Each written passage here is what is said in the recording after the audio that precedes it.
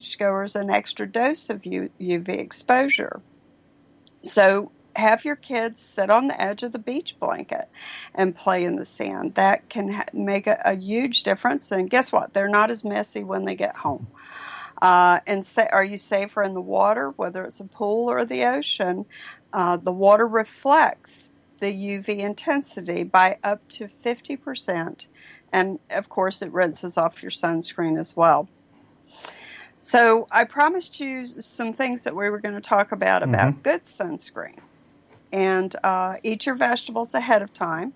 Like I said, this is another great, obviously antioxidants are important to your diet either way, but it plays a major role in how you effectively avoid sunburn, believe it or not. So, see, cruises have a huge advantage. You have all these wonderful vegetables in front of you. But so actually, believe it or not, antioxidants can act as an internal sunscreen and help you maximize your sun exposure while minimizing the risk. Carotenoids, sorry, I pronounced that one wrong too, that's in vegetables are critical to the photosynthesis process and protect a plant or organism from damage by light and oxygen. And the best sunscreens, look for the ones that have at least minerals. Minerals are the big thing. At least 6% zinc oxide or titanium dioxide. Not only do they protect against UVA and UVB, but they're minerals, not chemicals, so they won't cause allergies. Look for sunscreens with no paragons or parabens. And SPF, as I said before, between 15 and 50, unscented or use essential oils, lotion-based, water-resistant, broad spectrum, although there's some controversy about that as well. Broad spectrum provides UVA and UVB protection. Try to, take a beach umbrella. That's not everything. A beach umbrella can protect you, but just be aware that it can't protect you for 8 hours of sun exposure.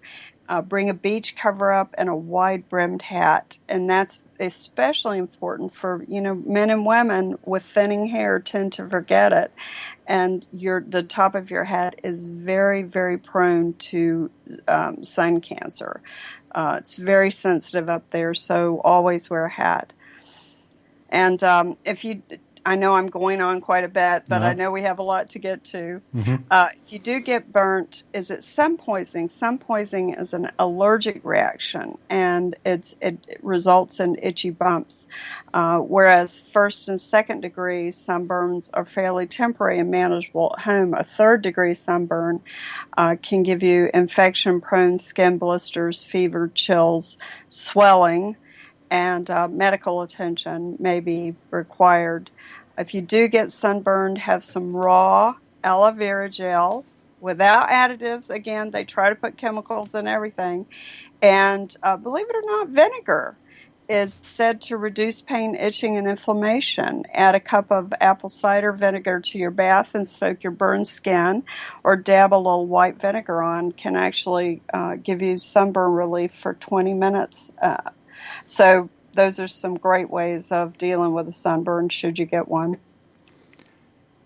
You said about the sand earlier. I mean, I was aware that the sun reflects off the water because a long time ago my brother got, not sun blindness because we were on mud flats, but the sun reflecting off the water messed his eyes up. But I never thought about sand reflecting it. I thought it'd be okay on that. So that's something I've learned.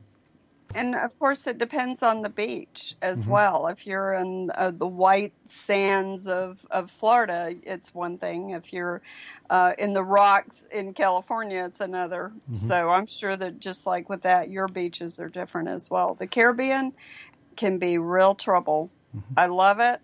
I love going there, but it can be trouble. The more and more you're talking, the more and more I just want to stay in my hotel room with the AC cranked up full. No, don't do that. Get that vitamin D. Again, it's a slippery slope, but just everything in moderation, just like alcohol. checking it out before you check in on the John Guinn Travel Show on ukhealthradio.com.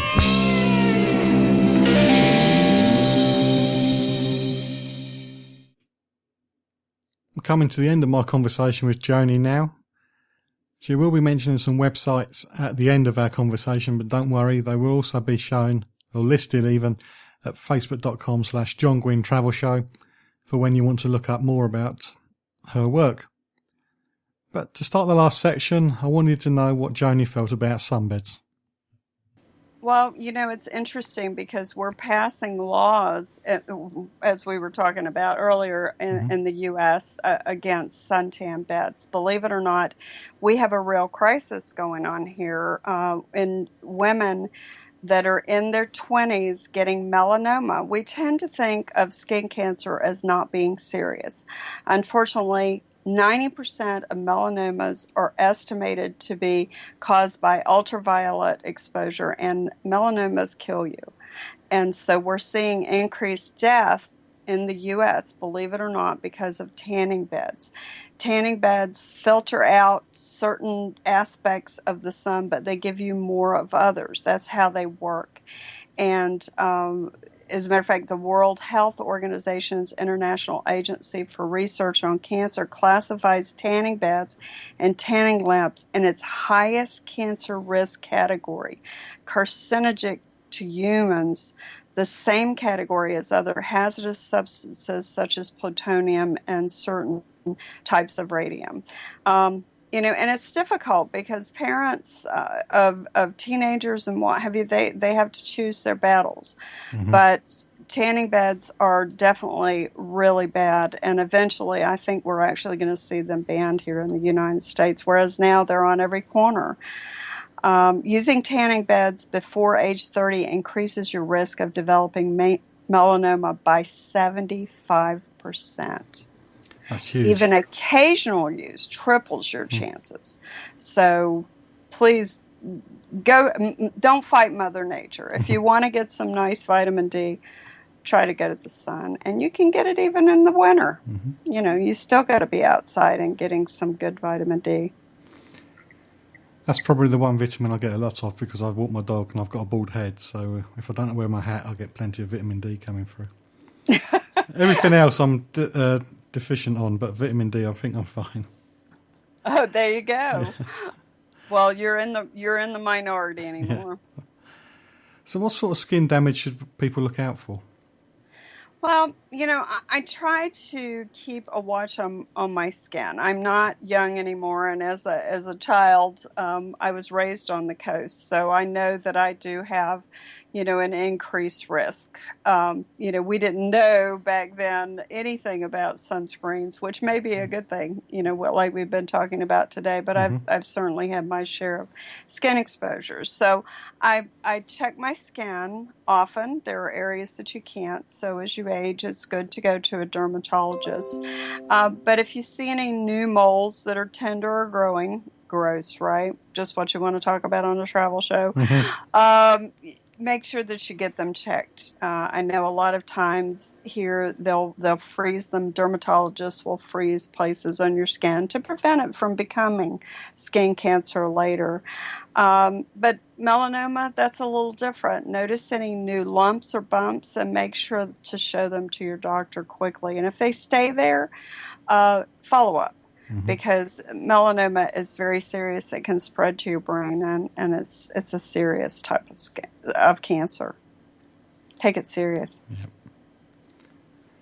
So how can we find out more about suntan lotions, sunscreens? You said use the internet, but do you have any preferred references?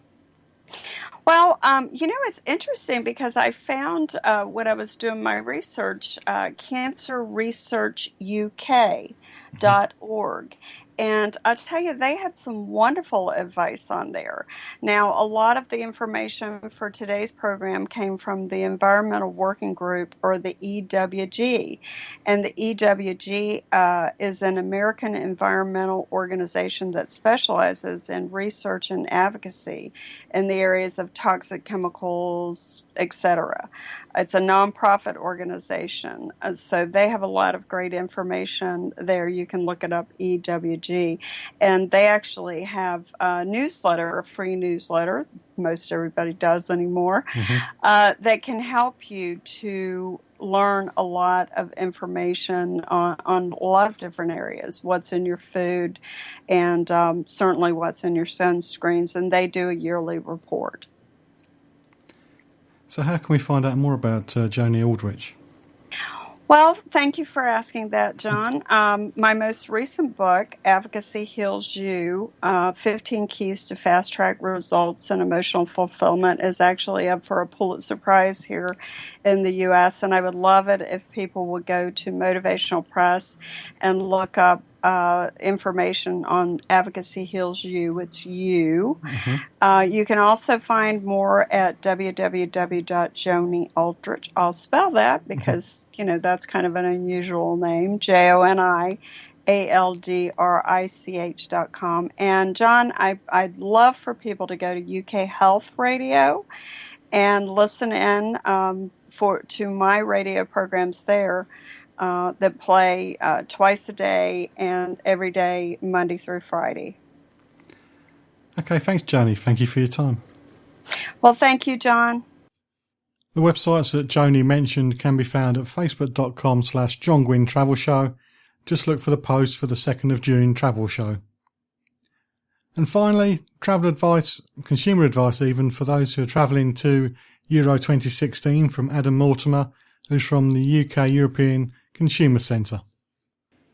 We're talking about the Euro 2016 in France. So what's the main concern over this event? Obviously, people from the home nations travelling to watch their respective teams, they're going into a different environment. And although maybe consumer rights aren't necessarily different, they might not know that. So you've got things like staying abroad. You've got obviously the purchase of tickets being a big one. Renting a car being a big one as well. They might be out there for a couple of games, so they've got to get around, and public transport might not suit them. What's the concerns about secondary ticket sellers? Well, quite understandably, buying a ticket that may not be a real ticket, buying a ticket from a website which they might not even have the ability to sell. You should always go through the official channels. So obviously UEFA, I think they've got the ticket sales and also a resale on there. I think, obviously quote me if I'm wrong, but the resale might be finished now and there's limited tickets left, but always going through the appropriate channels, not buying from a website that are adding a massive markup, because it's more than likely that, they may have the ticket, but you're vastly overpaying for something which might not even be real. You've just got no idea, really. Is there any protection for those who are bought from a secondary source? There are certain things which the secondary ticket sellers have to put now. So, like the ticket placement, the seat placement, the ticket face value. But no, you buy from these at that cost. In general terms, if you're agreeing to pay that price for a ticket, then that's what you pay. Obviously, if you don't get the ticket, then you have consumer rights for a breach of contract. But that's a completely separate matter. You should be well informed with lots of information about those tickets that you're buying now. As I've mentioned on numerous shows, the UK European Consumer Centre does have a great app for your smartphone that gives you consumer advice when you're travelling around Europe. If you have been affected by Ashley's story, or if you have any feedback on the information Joni shared, or if you've got a story about travel insurance, facebook.com/John Guinn Travel Show is the place to post your story, and if you wish it, I will mention it on a future show. There's an awful lot in this week's show. I hope you enjoyed it all, and I hope you can join me next week on the John Guinn Travel Show on ukhealthradio.com, where each week I'm checking it out before you check in.